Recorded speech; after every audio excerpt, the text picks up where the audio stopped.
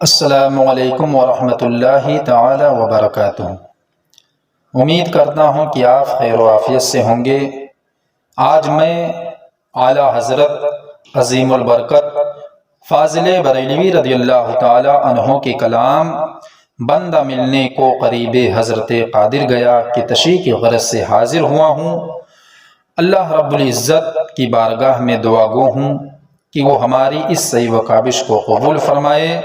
نیز عامۃ المسلمین بالخصوص عوام اہل سنت کو اس سے کما حقہ مستفیض ہونے اور اس سے بہرہ مند ہونے کی توفیق عنایت فرمائے۔ حضرات، بہت سے شعراء نے اپنے اپنے ذوق کے مطابق نعتیں لکھیں اور دیوان کی صورت میں وہ شائع ہوئیں، مگر اعلیٰ حضرت مجدد دین و ملت حضرت مفتی الشاہ احمد رضا خان محدث بریلوی رضی اللہ تعالی عنہ نے جو حضور فخر دو عالم رحمت للعالمین صلی اللہ تعالی علیہ وسلم کی شان میں نعتیں لکھی ہیں، وہ انفرادی مقام کی حامل ہیں۔ آپ نے اپنی نعتیہ شاعری میں دراصل قرآن و حدیث، اقوال صحابہ اور سلف صالحین کی ترجمان ہے، اور اس بارے میں جو کچھ لکھا ہے وہ عشق و محبت سے سرشار ہو کر کے لکھا ہے، جس میں تصنع و تکلفات کا دخل نہیں ہے۔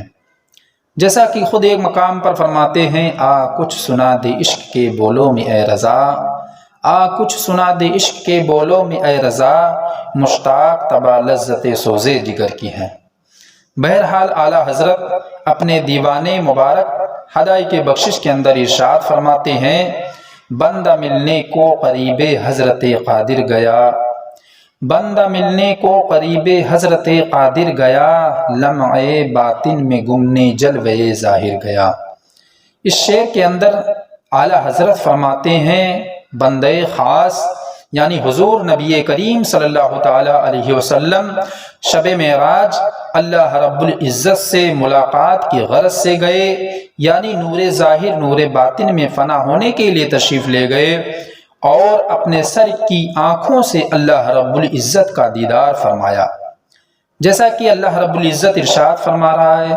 ثم دنا فتدلى فكان قاب قوسين او ادنى، یعنی حضور قریب ہوئے اور اتنے قریب ہوئے کہ دو کمانوں سے بھی کم فاصلہ رہ گیا۔ حضرات،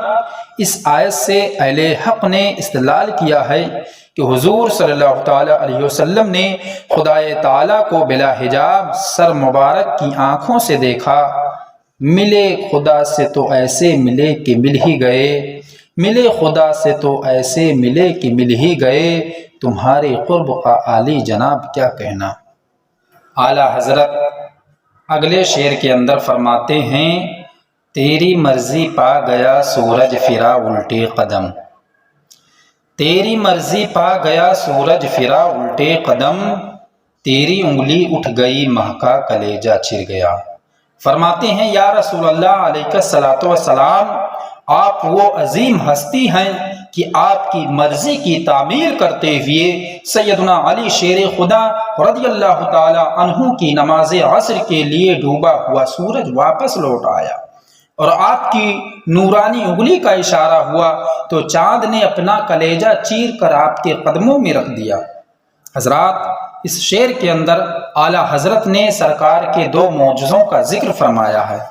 اول، رجعت شمس کا واقعہ مقام صحابہ میں پیش آیا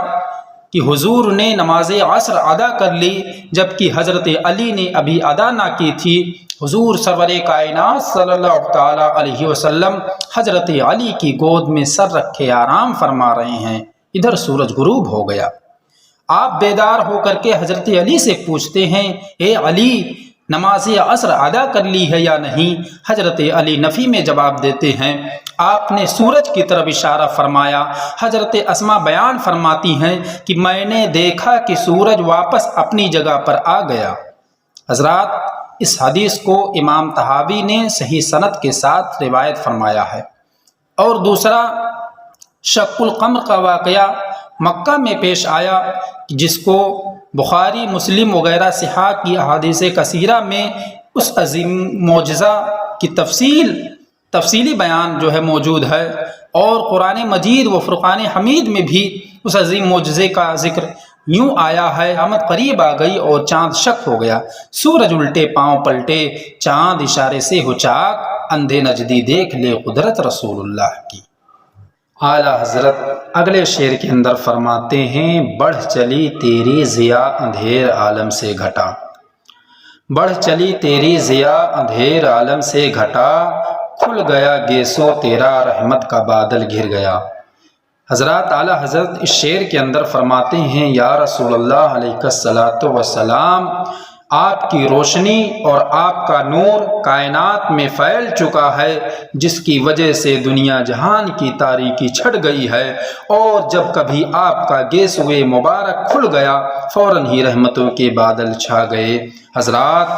اس شعر کے اندر حضور سرور عالم صلی اللہ تعالیٰ علیہ وسلم کی ولادت مبارکہ کی شان و شوکت اور اس کی برکات کا ذکر ہے کہ آپ کی تشریف آوری کے سال اللہ تبارک و تعالیٰ نے بے شمار لطف و کرم اور بے پایا بخشش فرمائی۔ چنانچہ حدیث شریف میں ہے کہ اللہ تبارک و تعالیٰ نے فرشتوں سے فرمایا کہ تمام آسمانوں اور جنتوں کے دروازے کھول دو، اور اس روز سورج کو عظیم نور پہنایا گیا، اور اللہ تبارک و تعالیٰ نے حکم دیا کہ اس سال دنیا کی عورتیں لڑکے جنیں۔ اور حضرت صفیہ بنت عبد المطلب بیان فرماتی ہیں کہ میں وقت ولادت حضرت کی دایا تھی، میں نے دیکھا کہ آپ کا نور چراغ کی روشنی پر غالب آ گیا، اور میں نے اس شب 6 عجیب چیزیں دیکھی۔ اول یہ کہ جب آپ مادر شکم سے جدا ہوئے تو آپ نے خداوند قدوس جل شانہ کو سجدہ کیا۔ پہلے سجدے پہ روزے ازل سے درود، یادگار امت پہ لاکھوں سلام۔ آگے بیان فرماتی ہیں کہ دوسرا یہ کہ آپ نے سر اٹھایا اور لا الہ الا اللہ انی رسول اللہ فرمایا۔ فتح باب نبوت پہ بے حد درود، فتح باب نبوت پہ بے حد درود، ختم دور رسالت پہ لاکھوں سلام۔ اور تیسرا یہ کہ جب تمام گھر آپ کی پیدائش ہوئی تو تمام گھر آپ کے نور سے روشن ہو گیا، اندھے شیشے جھلا جھل دمکنے لگے، اندھے شیشے جھلا جھل دمکنے لگے، جلوے رز دعوت پہ لاکھوں سلام۔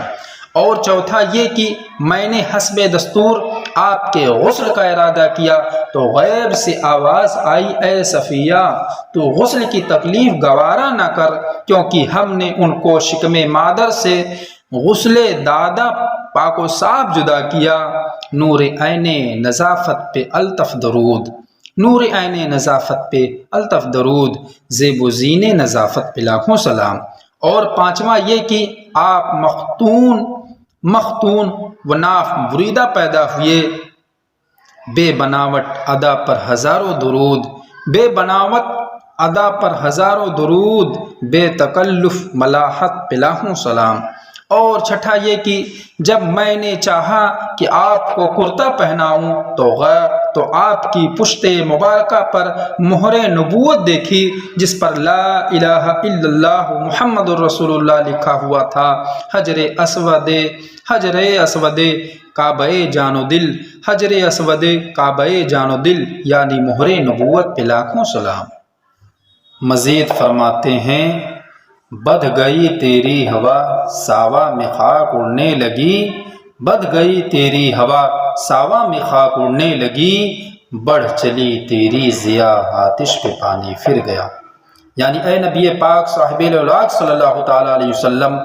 آپ کے پیدا ہوتے ہی آپ کا رعب و دبدبہ عالم پہ کچھ ایسا بیٹھا کہ دریائے ساوا، جس کو لوگ اپنی جہالت کی وجہ سے معبود مانتے اور اس کی عبادت کرتے تھے، خشک ہو کر اس میں خاک اڑنے لگی،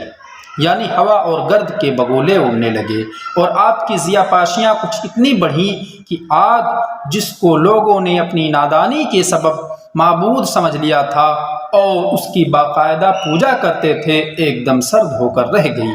حضرات یہ اس بات کی دلیل تھا کہ دین حق والا صاحب اسلام حق و صداقت لے کر آ گیا ہے۔ اب جملہ معبودان باطلہ ختم ہو جائیں گے اور صرف دین حق اسلام کا بول بالا ہو کر رہے گا۔ بڑھ چلی تیری ضیا آتش پہ پانی پھر گیا،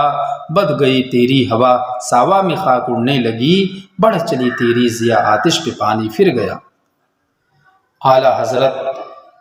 اگلے شعر کے اندر ارشاد فرماتے ہیں، تیری رحمت سے صفی اللہ کا بیڑا پار تھا،